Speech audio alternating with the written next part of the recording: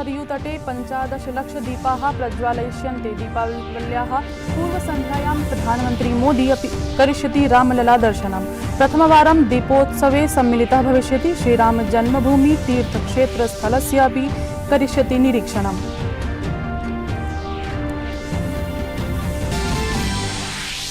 देशे सहर्षम् आमान्यते दीपावली पर्व। दीपोत्सवे मग्नः अस्ति सम्पूर्ण देशः। पौराणिक मान्यतानुसारं भगवता श्रीकृष्णेन नरकासुरः मारितः।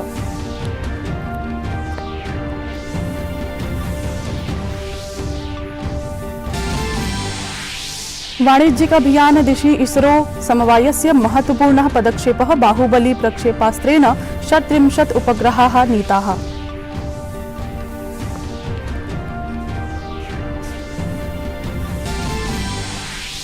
सम्पूर्ण देशे अद्य बृहत्स्तरे 7मः आमान्यते आयुर्वेद दिवसः। अस्य वर्षस्य आयुर्वेद दिवसस्य विषयः अस्ति प्रतिदिनं प्रतिगृहम् आयुर्वेदः। अस्योद्देश्यमस्ति यत् अधिकाधिकजनाः आयुर्वेदलाभैः लाभान्विताः स्युः इति।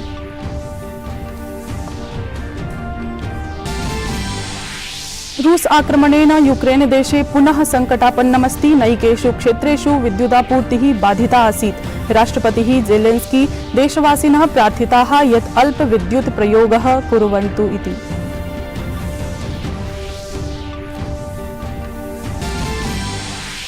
ICC 20x20 विश्वचषक स्पर्धायाम् अद्य क्रीड्यमाना सुपर 12 चरणस्य आद्य स्पर्धा भारत पाकिस्तान दलयोः भविष्यति।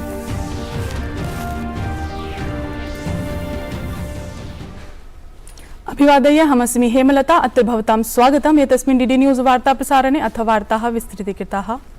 दीपावली पर्वणे सर्वे देशवासिनः मोदमानाः सन्ति। प्रधानमन्त्री नरेन्द्र मोदी अद्य भगवतः रामस्य प्राचीन अलौकिक नगरी अयोध्यायां दिव्य दीपोत्सव समारोहे भागं ग्रहीष्यति।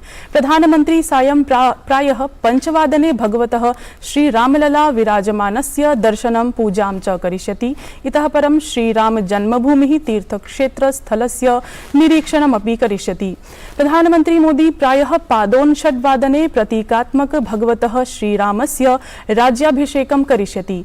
अस्मिन् दीपोत्सवे अवधनगरी सुसज्जिता भवति। देशे नरक चतुर्दशी पर्व हर्षोल्लासेन आमान्यते। भारतं समेत्य सम्पूर्ण विश्वे भारतीयाः दीपोत्सवम् आचरन्ति। दीपोत्सवे मग्नः अस्ति सम्पूर्ण देशः। पौराणिक मान्यतानुसारम् अस्मिन् दिवसे भगवता श्रीकृष्णेन नरकासुरः मारितः।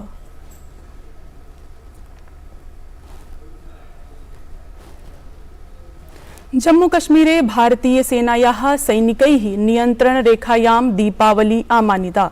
तत्र गृहात् सुदूरं सैनिकेषु उत्साहः दृष्टिगोचरः अभवत्। अस्मिन् अवसरे वीरभटेभ्यैः पूजार्चना विधाय दीपाः प्रज्वालिताः, मिष्टान्नं च वितरितम्।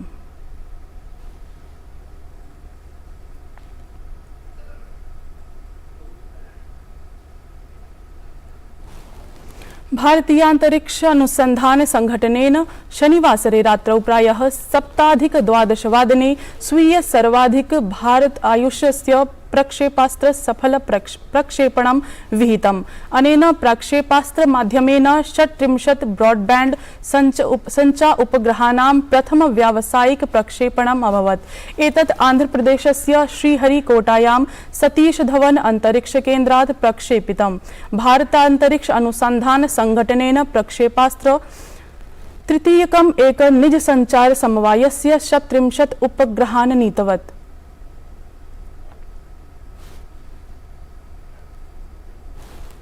सम्पूर्ण देशे अद्य बृहत्स्तरे 7मः आयुर्वेद दिवसः आमानयिष्यते। देशे प्राचीनतमाम् औषधि पद्धतिम् अग्रे वर्धनाय 2016 धन्वन्तरी जयन्ती आयुर्वेद दिवसत्वेन आमान्यते। मुख्य कार्यक्रमः नई दिल्लीस्थे विज्ञान भवने आयोजितः अस्ति।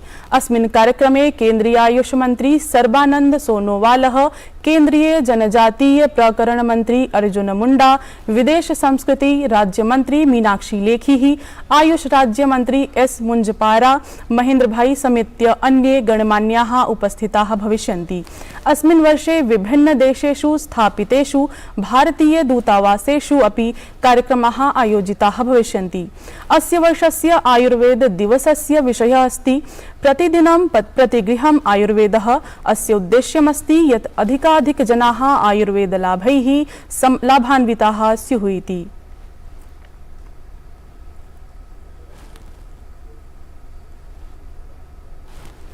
प्रधानमंत्री नरेंद्र मोदी दृश्य श्रव्य परांतर्जालीय माध्यमेन 10 लाख कार्मिकेभ्यः नियुक्ति अभियान व्यावसायिक मेलायाः शुभारंभम् अकरोत्।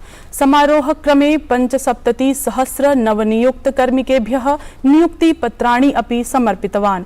तेनोक्तं यत् यूने केंद्र प्रशासनं निरन्तरं परिश्रमं कुर्वन् अस्ति। केंद्र सरकार के विभागों में इतनी तत्परता, इतनी एफिशिएंसी आई है, इसके पीछे 7-8 साल की कड़ी मेहनत है, कर्मयोगियों का विराट संकल्प है। वरना आपको याद होगा, पहले सरकारी नौकरी के लिए अगर किसी को अप्लाई करना होता था तो वहीं से अनेक परेशानियां शुरू हो जाती थी। भांति भांति के प्रमाण पत्र मांगे जाते, जो प्रमाण पत्र होते भी थे उनको प्रमाणित करने के लिए आपको नेताओं के घर के बाहर कतार लगा के खड़ा रहना पड़ता था, अफसरों की सिफारिश लेकर के जाना पड़ता था। हमने सरकार के शुरुआती वर्षों में ही इन सभी मुश्किलों से युवाओं को मुक्ति दे दी। सेल्फ अटेस्टेशन, युवा अपने सर्टिफिकेट खुद प्रमाणित करे, ये व्यवस्था की। भारतीय अंतर्राष्ट्रीय चलचित्र महोत्सवस्य इंडियन पैनोरमा इत्यस्यै 45 चलचित्राणां चयनस्य उद्घोषः अभवत्।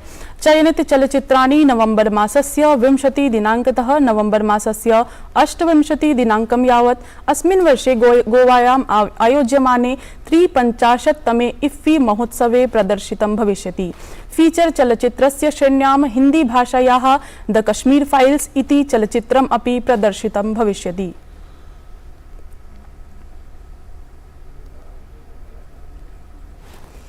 व्यावसायिक मेलावसरे संपूर्णे अपि देशे प्रायः 50 स्थानेषु कार्यक्रमाः आयोजिताः अभवन्। राज्यानां केन्द्रीय मन्त्रिणः नियुक्तिपत्रं समार्पयन्, यस्मिन् जितेन्द्र सिंहः देहल्याम् एव पुरातन जवाहरलाल नेहरू विश्वविद्यालय परिसरे उपस्थितः आसीत्। केन्द्रीय वित्तमन्त्री निर्मला सीतारमण वर्या अपि चेन्नय्याम् उपस्थिता आसीत्। रेलमन्त्री अश्विनी वैष्णवः जयपुरे रेलस्थानके नियुक्तिः पत्रं वितरितवान्। तत्रैव मेघालय शिलोंगाभ्यां केन्द्रीय विधिमन्त्री किरेन रिजिजू, चण्डीगढात् सूचना प्रसारण मन्त्री अनुराग सिंह ठाकुरः अपि कार्यक्रमे सम्मिलितो आसीत्। हरियाणायाः गुरुग्रामे भाजपादलस्य राष्ट्रीय अध्यक्षः जेपी नड्डा व्यावसायिक मेला कार्यक्रमे सम्मिलितः अभवत्। लाभार्थिभ्यः नियुक्तिपत्राणि वितरितानि। तेनोक्तं यत् भारतम् अधुना विश्वे नूतन कार्यं करोति इति।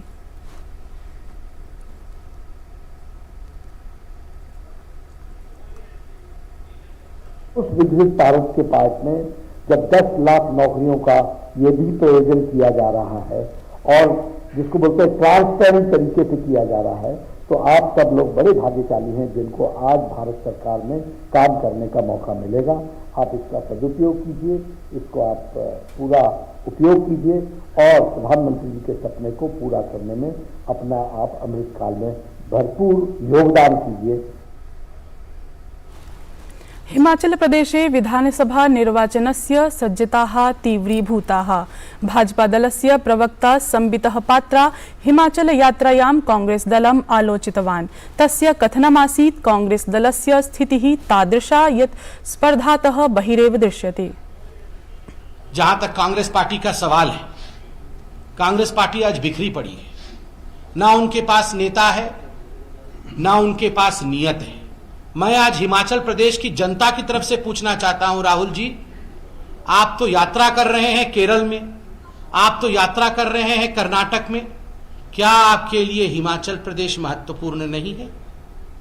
आपने एक दिन भी हिमाचल प्रदेश में कांग्रेस पार्टी की नियत क्या है, हिमाचल प्रदेश में कांग्रेस पार्टी क्या चाहती है, हिमाचल प्रदेश में जो भ्रष्टाचार कांग्रेस पार्टी ने अपने कालखंड में किया था वो क्यों किया था, इसके विषय में आपने एक दिन भी उद्गार नहीं किया है, एक शब्द नहीं बताया है, क्योंकि राहुल जी आपके लिए हिमाचल प्रदेश महत्वपूर्ण नहीं है।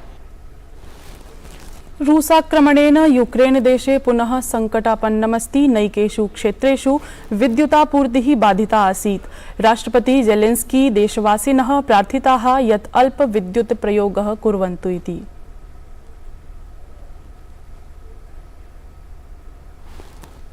आईसीसी 20-प्रतिविंशति विश्वचषकस्पर्धायाः प्रथमचक्रस्य स्पर्धानाम् अनन्तरम् अधुना सुपर 12 स्पर्धाः आरब्धाः।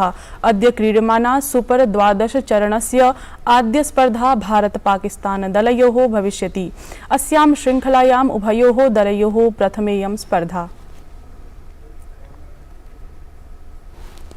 प्रिय दर्शकाः, भवतां समेषां प्रिय साप्ताहिक संस्कृत पत्रिकायाः वार्तावल्याः अभिनवस्य अङ्कस्य प्रसारणं शनिवासरे अर्थात् अद्य सायं 6 वादने डीडी न्यूज़ वाहिन्या भविष्यति।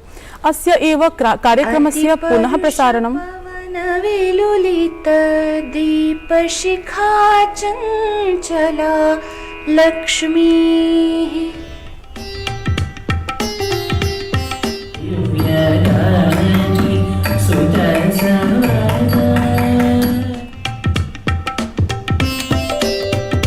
जो लोग कहते थे कि चोल राजा हिंदू नहीं थे, तो हम ये बात कहना चाहते हैं भगवान शिव के परम भक्त चोल हिंदू नहीं थे। चलिए मैं उनसे एक और बिंदु कहता हूं। राजेंद्र चोल जो राजा राज चोल के पुत्र थे, राजेंद्र प्रथम, उन्होंने गंगई कोंड की उपाधि ली, यानी गंगा तक जाकर उन्होंने अपने साम्राज्य को स्थापित करने में गर्व का अनुभव किया। प्रियाः दर्शकाः, वार्तावल्याः प्रसारणं शनिवासरे सायं 6 वादने भविष्यति। पुनः प्रसारणं च रविवासरे प्रातः 7:30 वादने भविष्यति।